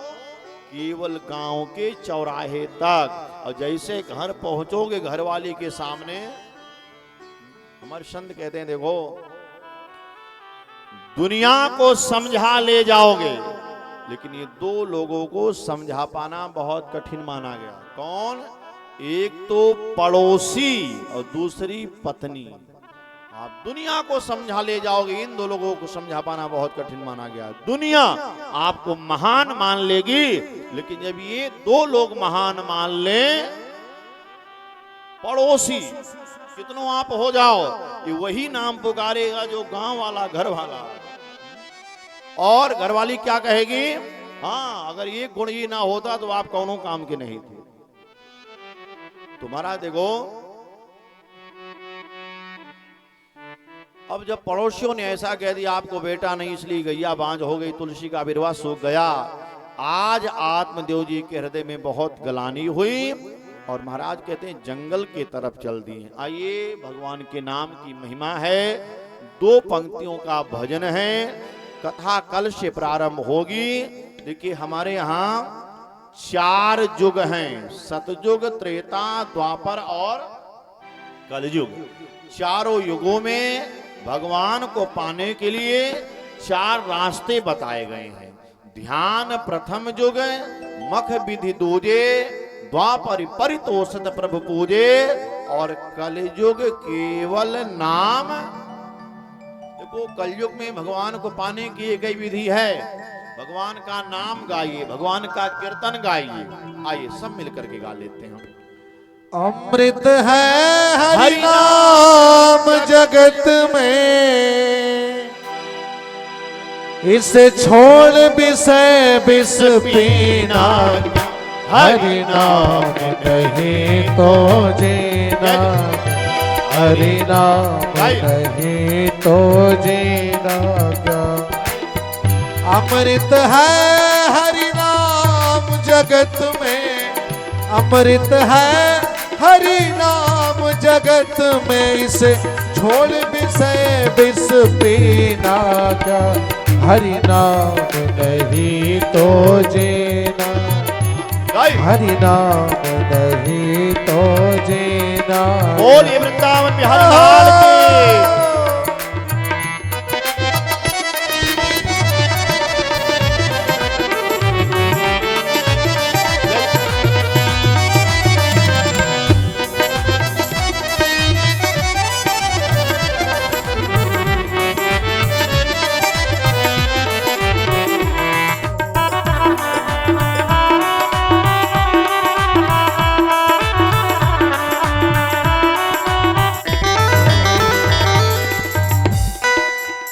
काल सदा अपने रस डोले, ना जाने कब सिर चढ़े बोले, ना जाने कब सिर चढ़े बोले। हरि का नाम जपो निशिवासर, हरि का नाम जपो निशिवासर, इसमें अब बरस महीना क्या। हरि नाम नहीं तो जीना क्या, हरि नाम नहीं तो। जय हो।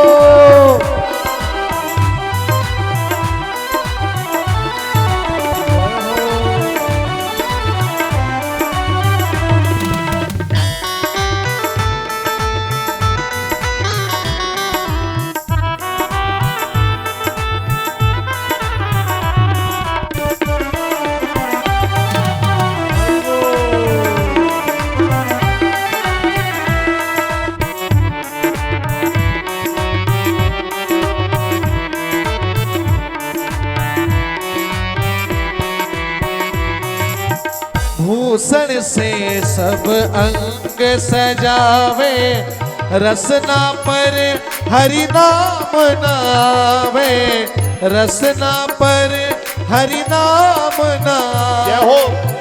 देह पड़ी रह जाए यहीं पर, देह धरी रह जाए यहीं पर, कुंडल और नगीना हरि नाम नहीं तो जीना, हरि नाम नहीं तो जीना, हरि नाम नहीं तो जीना जा, हरि नाम नहीं तो जीना जा। अमृत है हरि नाम जगत में, अमृत है हरि नाम जगत में, इसे छोड़ विषय विष पीना क्या, हरि नाम नहीं तो जीना, हरि नाम नहीं तो जीना क्या, हरि नाम नहीं तो जीना क्या। बोले वृंदावन बिहारी लाल की जय। और आत्मदेव जी महाराज कहते हैं जंगल में आकर के, और महाराज बहुत दुखी होकर के बैठे बैठे रोने लगे। इतने में कहते हैं सामने एक महात्मा जी दिखाई दिए। देखो हमारे यहां शास्त्र कहता है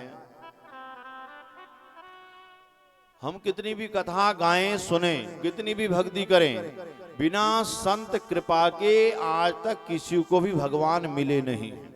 चाहे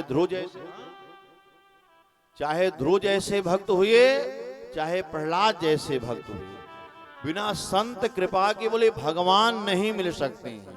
बोले बिना संत कृपा के भगवान नहीं मिल सकते, और बिना भगवान की कृपा के संत भी नहीं मिल सकते हैं।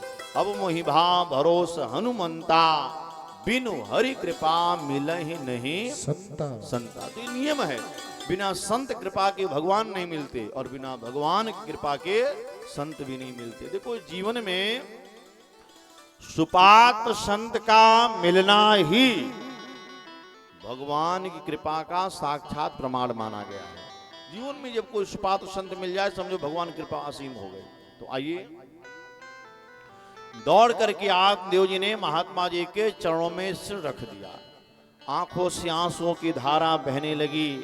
महात्मा जी ने कहा कि देखने हो ब्राह्मण देवता, आपके मस्तिष्क का तेज बता रहा कि बहुत विद्वान हो, अच्छा ये अज्ञानियों की तरह रोते क्यों हो?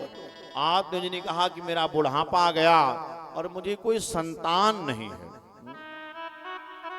महात्मा जी ने कहा पंडित जी आप ज्ञानी हो, एक बात बताऊं, देखो भगवान ने दिया तो अच्छा, और नहीं दिया तो उसकी इच्छा मान लो। अच्छा देखो कहते ना संतान का सुख मिले वो भाग्यशाली माना गया, लेकिन संतान का सुख मिले वो भाग्यशाली है, लेकिन संतान से सुख मिल जाए वो सौभाग्यशाली माना गया। तो महात्मा जी ने कहा कि देखो पंडित जी, बेटा हो अगर लायक है तो ठीक है, कहीं नालायक हो गया तो जीवन भर रुलाएगा। अच्छा एक काम करो, भगवान को ही अपना बेटा मान लो। पंडित जी ने कहा कि महात्मा जी मुझे ज्ञान मत दीजिए, आप मुझे आशीर्वचन दीजिए, क्योंकि हमें भरोसा है कि अगर आप कृपा कर दें, आप आशीर्वचन दें तो मेरी टेढ़ी रेखा भी सीधी हो जाएगी। देखो हमारी हाथ की टेढ़ी रेखा सीधी करने में कहते दो लोग सामर्थ्यवान माने गए। कौन? एक तो भाव्यु मेट सकहे त्रिपुरारी, भगवान शिव। ब्रह्मा का लिखा भी भगवान शिव अगर चाहें तो बदल सकते हैं। इसलिए अगर हाथ की कोई रेखा टेढ़ी है, लोग शंकर जी को जब जल चढ़ाते तो शंकर जी को थोड़ा देर दबाते हैं हाथ से। क्यों दबाते हैं? टेढ़ी रेखा सीधी हो जाएगी। तो भगवान शिव टेढ़ी रेखा सीधी कर सकते हैं, और उन संत कोई कृपा कर दे। राखें गुरु जो कोप विधाता, राखें गुरु जो भगवान के क्रोध से भी बचाने वाले दुनिया में कोई ताकत है तो संत और गुरु माने गए हैं महाराज। तो देखो अब महात्मा जी समझ गए, और पंडित जी ने कह दिया अगर आशीर्वचन नहीं दोगे तो मैं आपके अपने सामने प्राण त्याग दूंगा। महात्मा जी समझ गए कि इसे मैं नहीं समझा पाऊंगा और इसे समय ही समझाएगा। समय आएगा तो अपने आप समझ जाएगा। महात्मा जी ने झोली से एक फल निकाला, पंडित जी को कह दे दिया कि घर ले जाइए, घर वाली को ये फल देना और कह देना 4 बजे जगे और इस मंत्र को जपे, फल खा लेगी, 4 बजे जगे, ऐसा ऐसा नियम से रहे, ये मंत्र जपेगी ना आपको बेटा हो जाएगा।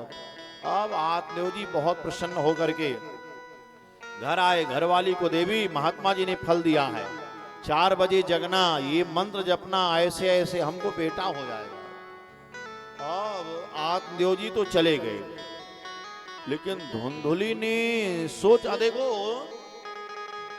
ये जो जड़ बुद्धि वाले होते हैं ना, चाहे पुरुष हो या नारी हो, जो जिनकी बुद्धि जड़ होती है, ये जड़ बुद्धि वाले में चाहे गुण मानो चाहे अवगुण मानो, ये महाराज जब गुस्से में आ जाए तो हीरा भी छोड़ देंगे।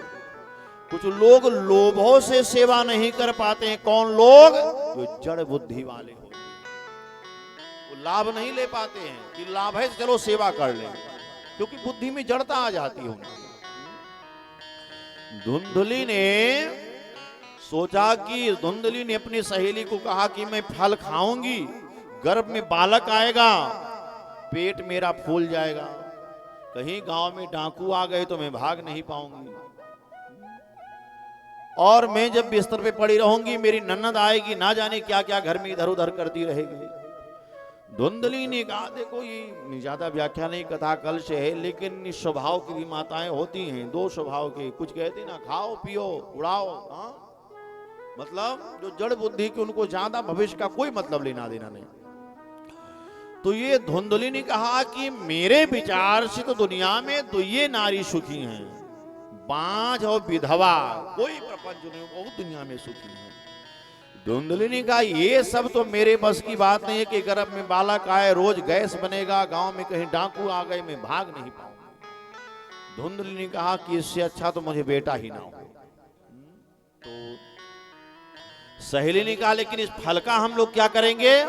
बोले सामने गैया है, उस गैया को फल खिला देंगे। और सहेली ने कहा चिंता मत कर, देख तेरे यहाँ खाने को बहुत है, खाने वाला नहीं, और मेरे यहाँ खाने वाले बहुत हैं, खाने को कम है। मुझे 7 बेटे हैं, 8वां गर्भ में अभी अभी आया है। और एक बात बताऊं, तुम्हारे पति जो पंडित जी हैं ना, बहुत सीधे साधे हैं, खाली बस पंडिताई का ज्ञान है। मेरे गर्भ में बालक है, मैं कुछ दिन पहले तेरे घर आ जाऊंगी, बेटा मुझे होगा, तू पति को कह देना कि मुझे हुआ है, मुझे बदले में धन दे देना। धुंधुली ने कहा ये तो ठीक है। अब महाराज उसी गैया को जो फल खिलाया था, गैया से गोकर्ण जी का जन्म हुआ था। आप सब जानकार हैं, इनका संपूर्ण शरीर मानव का है, केवल कान गैया जैसे हैं, इसलिए उनका गोकर्ण नाम पड़ा था। और महाराज सहेली को बेटा हुआ। धुंधुली ने अपने पति को कहा मुझे बेटा हुआ है। कुछ दिन बीते हैं, आत्मदेव जी ने सोचा मैं अपने बेटे का नाम रख दूं। देखो आप सब जानकार, हमारे यहाँ बुद्धि शुद्ध रहे उसके लिए कहते हैं 16 संस्कार बनाए गए हैं, जिसमें से नामकरण भी एक संस्कार माना गया है। और आत्मदेव जी ने सोचा कि मेरा नाम आत्मदेव, तो मैं बेटे का नाम परमात्मा देव रखूंगा।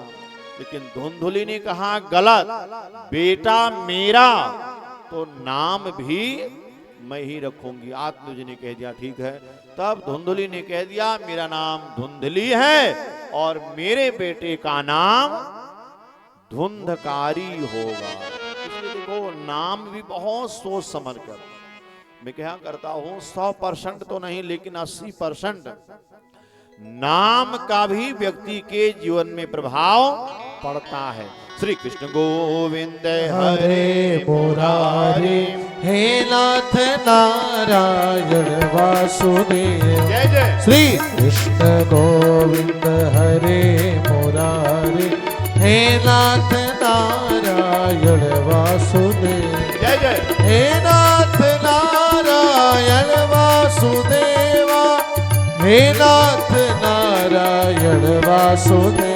जय जय। श्री कृष्ण गोविंद हरे मुरारी, हे नाथ नारायण वासुदेव। गाइए। श्री श्री कृष्ण गोविंद हरे मुरारी हे नाथ नारायण वासुदेवा हे नाथ नारायण वासुदेवा हे नाथ नारायण वासुदेवा।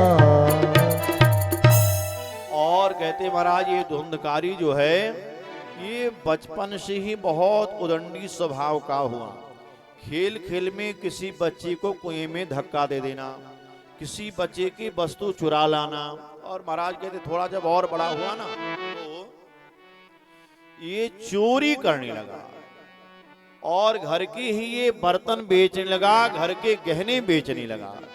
एक दिन पिताजी ने मना किया कि ये धुंधकारी तो क्या कर रहा है, हाँ? तो घर के बर्तन बेच रहा चोरी से।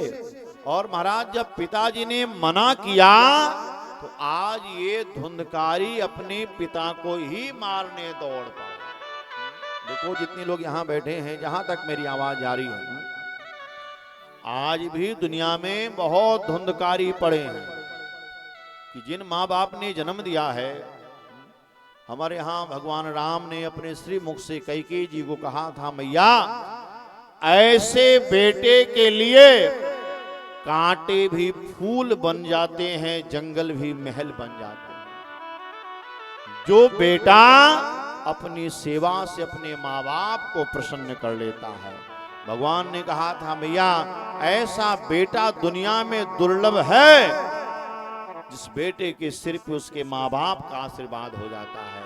सुन जननी सोई सुत बड़ भागी, जननी सोई सुत बड़ भागे, सुनो जननी सोई सुत बड़ भागे। जे पितु मात वचन अनुरागे, जे पितु मात वचन अनुरागे।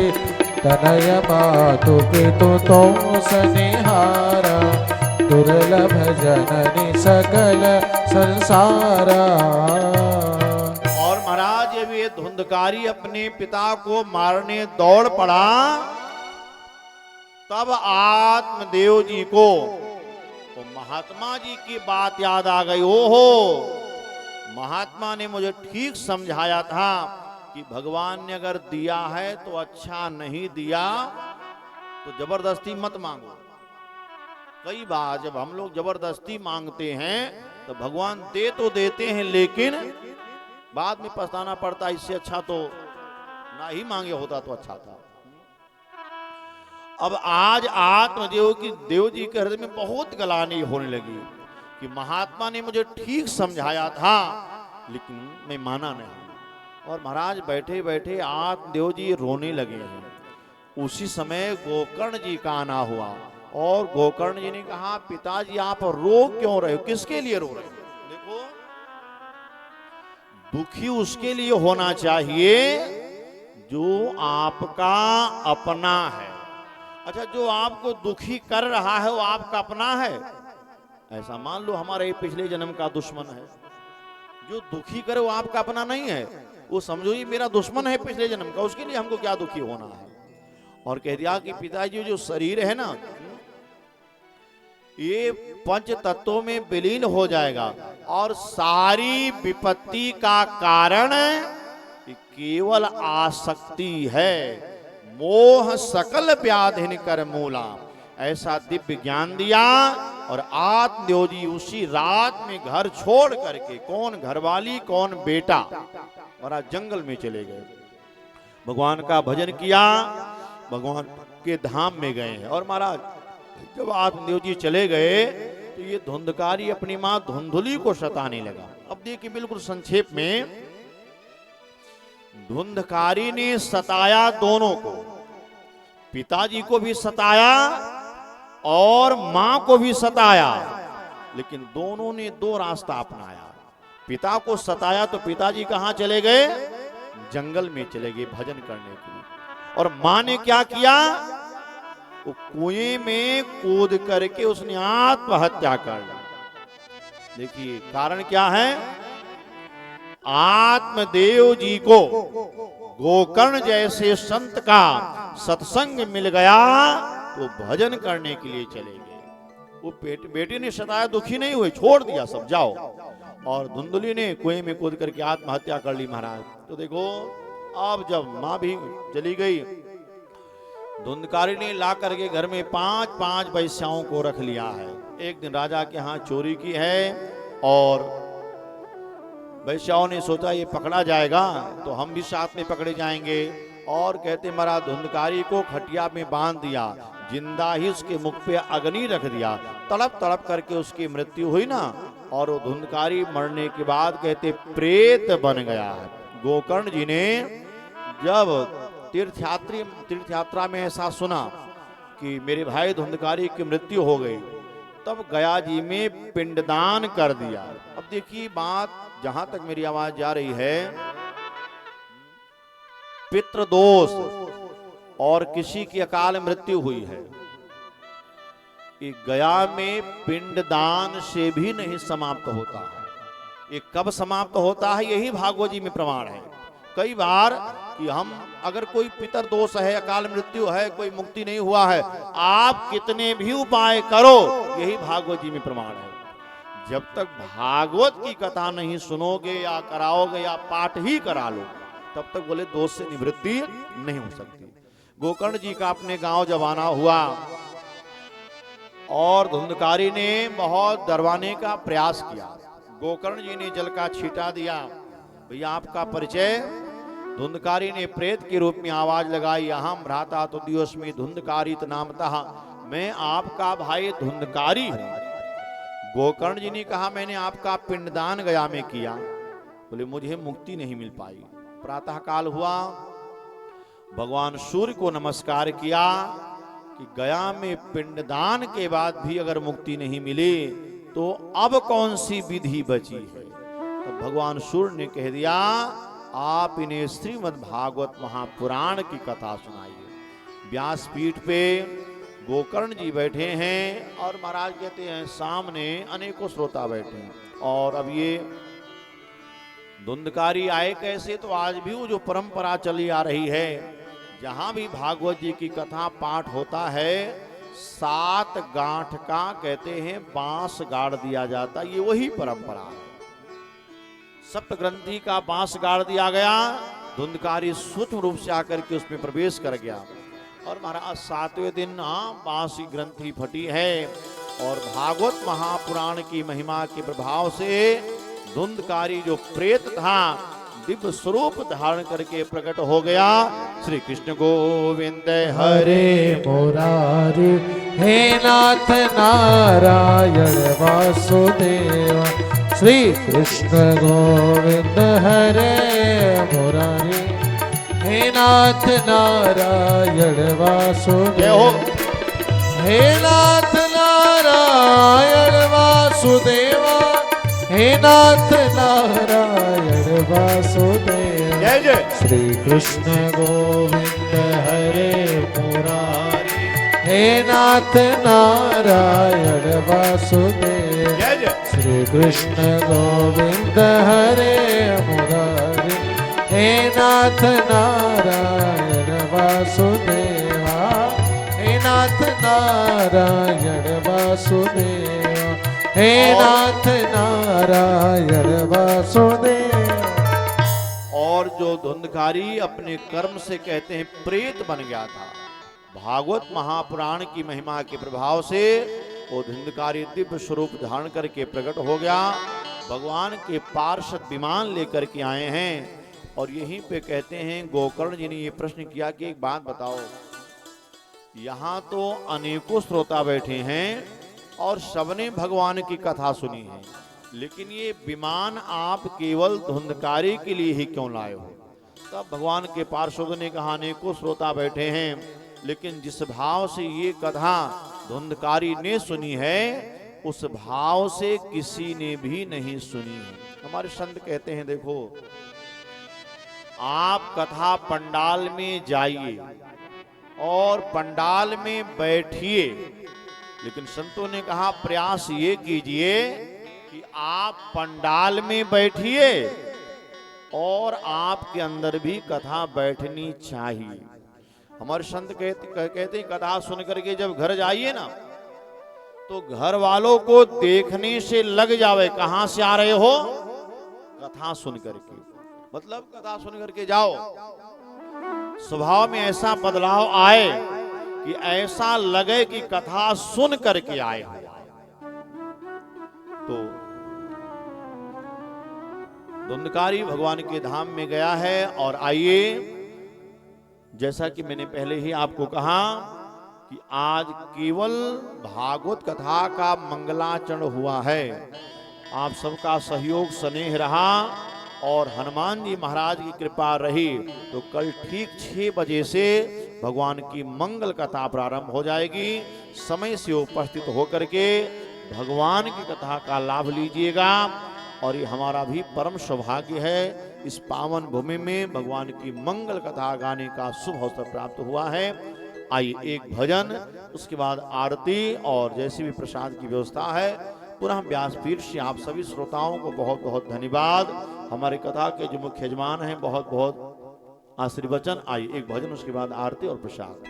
जीवन है तेरे हवाले मुरलिया वाले, जीवन है तेरे हवाले मुरलिया वाले, आहो मुरलिया वाले, हे मुरलिया वाले, आहो मुरलिया वाले, हे मुरलिया वाले। जीवन है तेरे हवाले मुरलिया वाले, जीवन है तेरे हवाले मुरलिया वाले।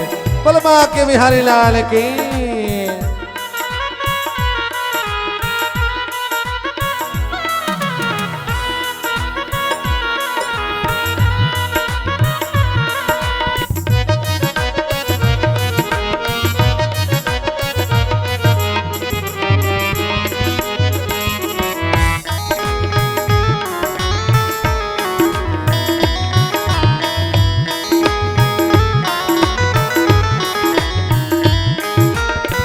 हम तो कठपुतली तेरे हाथ की, हम तो कठपुतली तेरे हाथ की, तेरे हाथ की, तेरे हाथ की।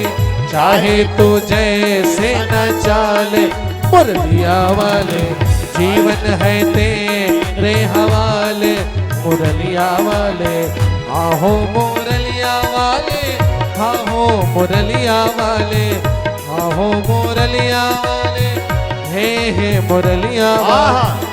जीवन है तेरे हवाले मुरलिया वाले, जीवन है तेरे हवाले मुरलिया वाले, जीवन है तेरे हवाले मुरलिया वाले।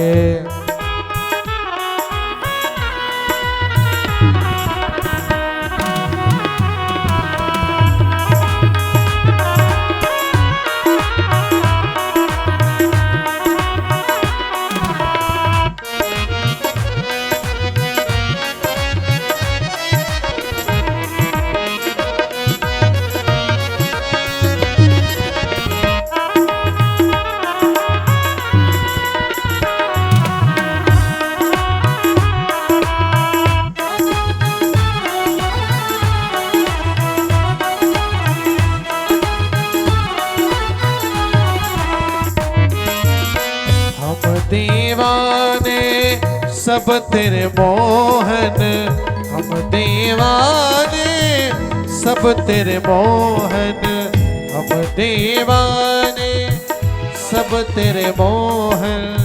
अब तो गले से लगा ले मुरलिया वाले, अब तो गले से लगा ले मुरलिया वाले। जीवन है तेरे हवाले मुरलिया वाले, जीवन है तेरे हवाले मुरलिया वाले, जीवन है तेरे हवाले मुरलिया वाले, जीवन है तेरे हवाले मुरलिया वाले। बोल सीतारामचंद्र भगवान की जय। और अब आप सभी लोगों से निवेदन है, भगवान की मंगल में आरती होने जा रही है। और कल हनुमान जी की कृपा रही भगवान माँ के बिहारी लाल की, तो ठीक 6 बजे से भगवान की मंगल कथा प्रारंभ हो जाएगी। आइए आरती का दर्शन। आरती सब मिल कर कीजे भागवत चरितामृत पीजे। आरती सब मिल कर कीजे भागवत चरितामृत पीजे। आरती सब मिल कर कीजे भागवत चरितामृत पीजे। दया के सागर यदुकुल चंद्र अरज कर जिनके पद हरवेंद्र। दया के सागर यदुकुल चंद्र अरज कर जिनके पद हरवेंद्र। भाव में सदा रहो भीजे भागवत चरितामृत पीजे। आरती सब मिल कर कीजे भागवत चरितामृत पीजे।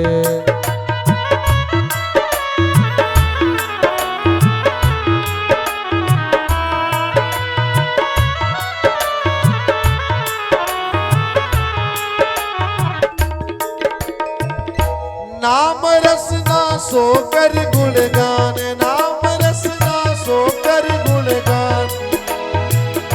धरो यशुदानंदन को ध्यान। धरो यशुदानंदन को ध्यान। कृष्ण को कीर्तन कर लीजे भागवत चरितामृत पीजे। कृष्ण को कीर्तन कर लीजे भागवत चरितामृत पीजे। आरती सब मिल कर कीजे भागवत चरितामृत पीजे।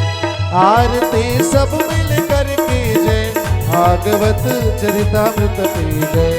कर्पूर गौरव करुणावतार संसार सारम भुजगे प्रहार। सदा वसंत हृदयारविंदे भवं भवानी सहितं। त्वमेव माता च पिता त्वमेव। त्वमेव बन्धु च सखा त्वमेव। त्वमेव विद्या द्रविणं त्वमेव। त्वमेव सर्वं मम देव। हरे राम राम राम हरे हरे। हरे कृष्णा कृष्ण कृष्ण हरे हरे। हरे राम राम राम हरे हरे। हरे कृष्णा कृष्ण कृष्ण हरे हरे। बोल भागवत भगवान की। श्यावर रामचंद्र भगवान की। पवन सुत हनुमान जी महाराज की। अयोध्या धाम की। सरजू मैया की। कनक बिहारी सरकार की। हनुमान जी महाराज की। काले राम भगवान की। नागेश्वर नाथ महादेव की। श्री सोमनाथ महादेव की। नमः।